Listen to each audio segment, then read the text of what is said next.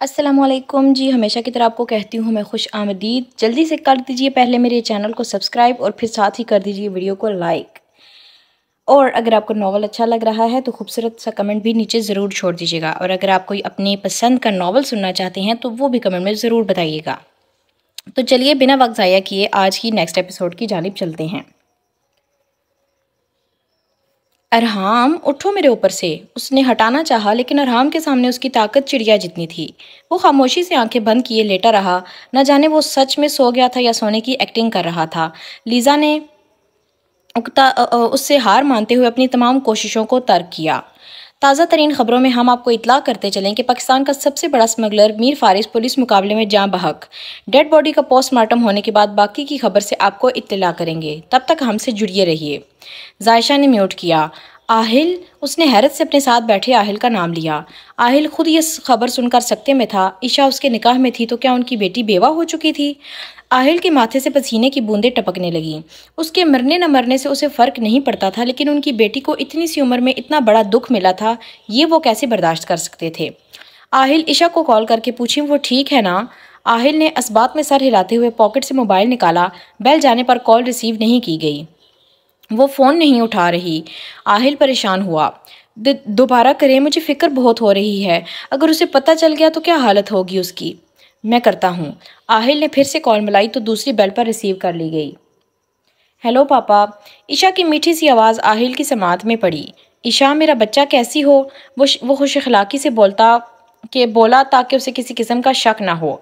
جی پاپا، میں ٹھیک ہوں۔ آپ اور ماما کیسی ہیں؟ ہم دونوں ٹھیک ہیں، بس تمہاری یاد آ رہی تھی اس لیے کال کی۔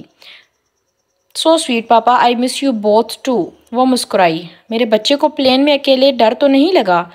ہیلو سسر جی، مردانہ آواز پر آہل چونکا۔ اکیلا کہاں تھا آپ کا بچہ، میں ساتھ تھا نا اس کے۔ فارس مسکرایا جبکہ عشا نے غصے سے اس کی طرف دیکھا۔ کون ہو تم؟ فارس کو یقین نہیں ہو رہا آہل کو یقین نہیں ہو رہا تھا کیونکہ میر فارس کی موت کی خبر تو نیوز چینلز پر سرے عام چل رہی تھی۔ ارے اپنے چہیتے داماد کو نہیں پہچانا آپ نے؟ چلے میں خود ہی بتا دیتا ہوں، میرا نام میر فارس ہے اور آپ کی لاڈلی بیٹی کا اکلوتا شوہر۔ وہ شوخ پن سے بولا۔ تو تم زندہ ہو؟ آہل کی بات پر زائشہ ششدر رہ گئی۔ اس نے آہل کو سپیکر لاؤڈ کرنے کا کہا۔ اتنا حیران کیوں ہو رہے ہیں؟ خدا کا شکر کریں کہ آپ کی بیٹی کا شوہر زندہ ہے، اس نے فخر سے کہا۔ اگر تم زندہ ہو تو نیوز چینلز پر تمہاری موت کی خبر کیوں چل رہی ہے؟ فارس کی آنکھوں کے گرد وہ منظر گردش کرنے لگا۔ Flash back. ایرا اور عمر کا نکاح ہو چکا تھا، اب عمر ایرا کو ساتھ لے جانے کے لیے تیار تھا۔ فارس بھائی، میں آپ سے کچھ بات کرنا چاہتا ہوں۔ عمر کے فارس کو بھائی کہنے پر فارس کو اچھا محسوس ہوا۔ ہاں کہو، کیا کہنا ہے؟ میں نے آپ کو بڑا بھائی مانا ہے، پلیز میری بات کی لاج رکھیے گا۔ پلیز بھائی، آپ یہ کام چھوڑ دیں، آپ پر کسی کا حکم نہیں چلتا، آپ جب چاہیں اس دنیا سے نکل کر ہماری دنیا میں آ سکتے ہیں۔ پھر عشا بھی تو ہے آپ کی بیوی، اسے آپ کب تک اپنے دشمنوں سے بچائیں گے؟ چلیں آپ اس کی حفاظت کر بھی لیں، پھر کل کو آپ کے بچے ہوں گے، آپ کیسے سب کی حفاظت کریں گے؟ ہر وقت آپ کے دماغ میں بس یہی چل رہا ہوگا کہ آپ کی بیوی کو کوئی نقصان نہ پہنچا دے، یا آپ کی بیٹی کو، یا آپ کے بیٹے کو۔ اگر آپ ان سب کو پروٹیکٹ کر بھی لیتے ہیں تو آپ کی کیا گارنٹی ہے کہ آپ کب تک زندہ رہیں گے؟ اور ایرا کے لیے آپ ہی ماں اور آپ ہی باپ ہو، مجھے نہیں لگتا وہ آپ کا سایہ اپنے سر سے اٹھ جانا برداشت کر پائے گی۔ پلیز ایک بار سوچئے گا ضرور، پولیس آپ کے پیچھے ہے، ایجنسیاں آپ کے پیچھے ہیں، ہو سکتا ہے کہ آپ پکڑے جائیں، ایسی زندگی میں آپ کبھی خوش نہیں رہ پائیں گے، اور نہ ہی آپ کی بیوی، اور ابھی تک تو شاید عشا جانتی بھی نہیں آپ کیا کام کرتے ہیں۔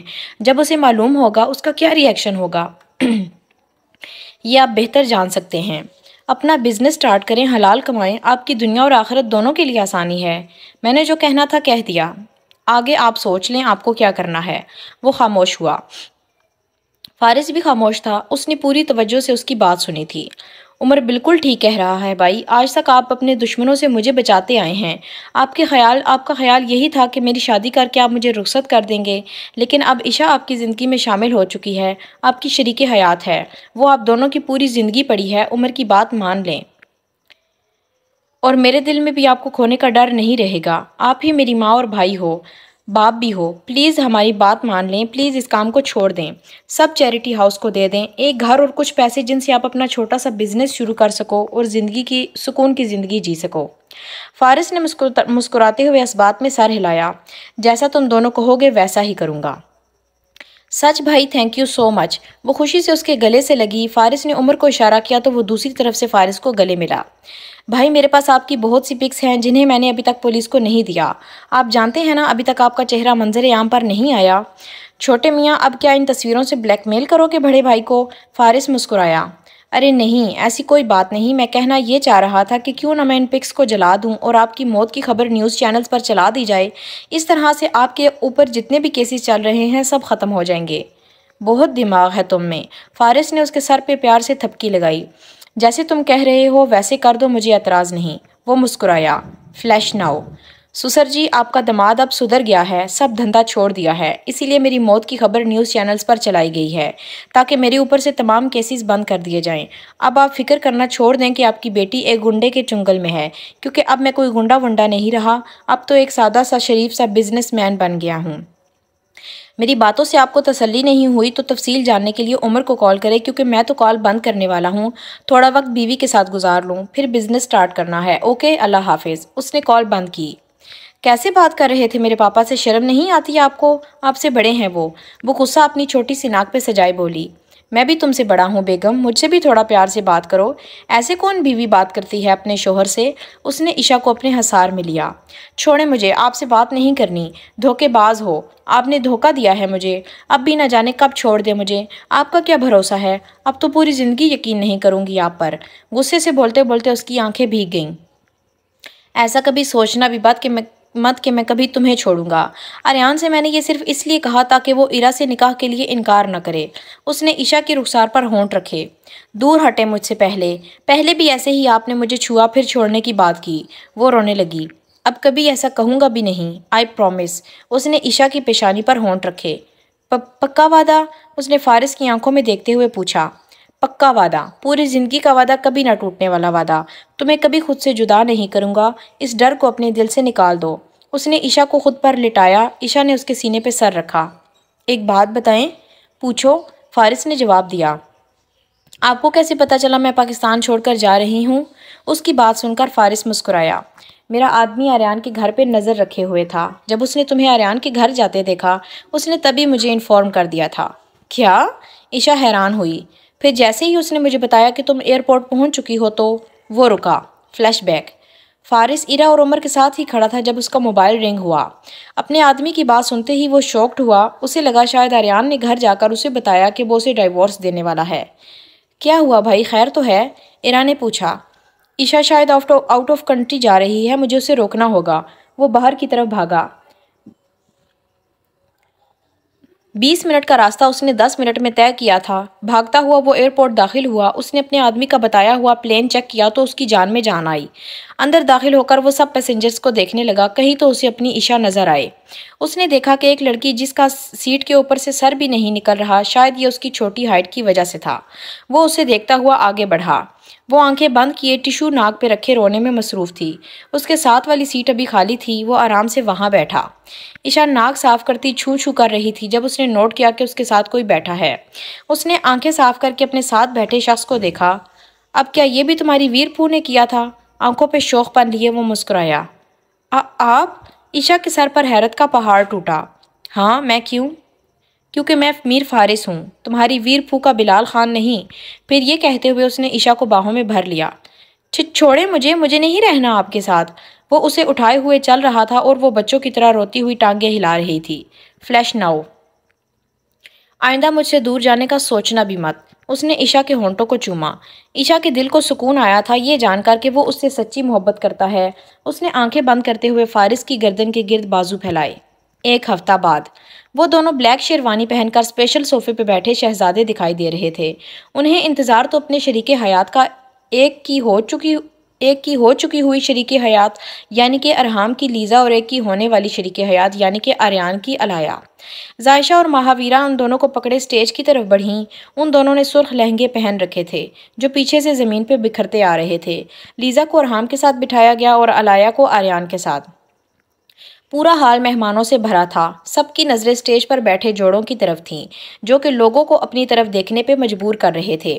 آریان اور علایا کا نکاح پڑھوایا گیا۔ زائشہ اور مہاویرا نے ان کا منہ میٹھا کیا۔ وہ کن اکھیوں سے اسے بار بار دیکھ رہا تھا جب علایا نے اسے ٹوکا۔ کیا کر رہے ہو؟ شرم تو آتی ہی نہیں تمہیں؟ کیا کر رہا ہوں؟ اپنی بیوی کو دیکھ رہا ہوں۔ وہ ڈھیٹ بنا۔ کمرے میں دیکھ لینا، یہاں سب کے سامنے دیکھنا ضروری ہے کیا؟ علایا نے دانت پیسے۔ او مطلب کہ تم مجھے دعوت دے رہی ہو؟ اس نے دانتوں تلے لب دبایا۔ یہ والی کون سی دعوت ہوتی ہے؟ علایا سمجھ تو چکی تھی لیکن جان بوجھ کر طنز کیا۔ وہ تو اب کمرے میں جا کر ہی بتاؤں گا۔ وہ مسکرایا۔ دانت اندر کرو، جانتے ہو نا سب ہمیں ہی دیکھ رہے ہیں۔ صرف ہمیں ہی نہیں، لیزا اور ارحام کو بھی دیکھ رہے ہیں۔ ہم کون سا انوکھے ہیں؟ اف مجھے بھی معلوم ہے، ابھی چپ کر کے بیٹھو ورنہ کیا؟ آریان نے کسی کو دور سے اسمائل دیتے ہوئے پوچھا۔ کچھ دھمکی دینے والی تھی نا، بتاؤ؟ اس نے جان بوجھ کر چھیڑنا چاہا۔ بولتے رہو، میری طرف سے اب کوئی جواب نہیں آنے والا۔ اس کی بات سن کر آریان مسکرایا۔ آخر وہ رات آ ہی گئی اور میرا انتظار ختم ہوا۔ یا اللہ تیرا شکر ہے، ارحام نے سرگوشی میں کہا۔ میں ابھی بھی تم سے ناراض ہوں ارحام، زیادہ فری ہونے کی ضرورت نہیں ہے، صوفے پر سونا پڑے گا تمہیں۔ پہلی بات تو یہ کہ میں اب ارحام کہنا چھوڑ دو، احتشام کہہ کر پکارو، اور دوسری بات یہ کہ صوفے پر سونا مجھے منظور ہے، لیکن یہ وہی صوفہ ہوگا جس میں ایک ہفتہ پہلے سویا تھا۔ ہائے بہت مزہ آیا تھا، اس نے چھیڑنے کے انداز میں کہا۔ پہلی بات تو یہ کہ میں تمہیں اب پوری زندگی ارحام کہہ کر ہی بلاؤں گی، اور دوسری بات یہ کہ وہ صوفہ اب تمہیں دوبارہ نصیب نہیں ہونے والا۔ اپنے دماغ میں اچھی طرح یہ بات بٹھا لو۔ اسی کے انداز میں جواب ملا تھا۔ ارحام نے منہ پہ ہاتھ رکھا کہ کوئی اسے ہنستا نہ دیکھ لے۔ کمرے میں جانے دو جانم، پھر بتاؤں گا کہ کون کس صوفے پہ سوتا ہے۔ ہاں دیکھ لوں گی میں بھی، اس نے منہ چڑھایا جس پر وہ مسکرا کر رہ گیا۔ عشا اور فارس ہال میں داخل ہوئے۔ عشا کو دیکھ کر سب کے منہ کھلے کے کھلے رہ گئے۔ اس نے گولڈن کلر کا ڈریس پہن رکھا تھا، کیپری کے اوپر شارٹ قمیض جو کہ اس کے گھٹنوں تک آتی تھی، اس پہ خوبصورت نگینے کا کام کیے ہوئے تھا، کندھے پہ بڑا سا دوپٹہ لٹکائے وہ بہت پیاری لگ رہی تھی۔ ماشاءاللہ کتنی پیاری لگ رہی ہے میری بچی، زائشہ نے عشا کو گلے سے لگایا۔ واہ عشا، آج تو رنگ ڈھنگ ہی بدلے ہوئے ہیں، مہاویرا نے کہا۔ یہ کہاں رنگ بدلنے والی تھی، بہت مشکل سے منایا ہے اس کو یہ ڈریس پہننے کے لیے، فارس نے کہا۔ دیکھو مہا، میری تو اس نے آج تک نہیں مانی تھی، اب اپنے میاں کی کیسے مانتی ہے؟ زائشہ مسکرائی۔ مہا، انہوں نے بہت فورس کیا تھا تبھی پہن لیا یہ سب کچھ۔ ماما، عشا نے منہ بسورا۔ بہت زیادہ پیاری لگ رہی ہو، اللہ نظر بد سے بچائے۔ اس نے عشا کے گولڈن چوڑیوں سے بھرے ہاتھ پکڑے۔ آؤ فارس بیٹھو، زائشہ نے کہا۔ وہ سب کرسیوں پر بیٹھے۔ بزنس کیسا جا رہا ہے تمہارا؟ اس کی اور راحل کی تسلی ہو گئی تھی، عمر سے بات کرنے کے بعد انہیں معلوم ہو چکا تھا کہ وہ اب اچھائی کی طرف بڑھ رہا ہے۔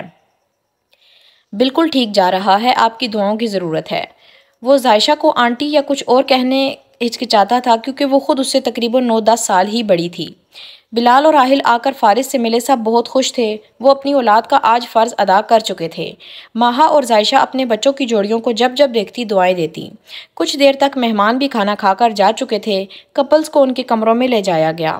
ایک ہفتے سے ایرا نے عمر کو خود کے قریب نہیں آنے دیا تھا کہ اسے وقت چاہیے تھا۔ عمر روز اس کی خوشی کے لیے اپنے جذبات کو قابو میں رکھتا، لیکن آج اس کے لیے خود پر قابو پانا بہت مشکل ہو رہا تھا۔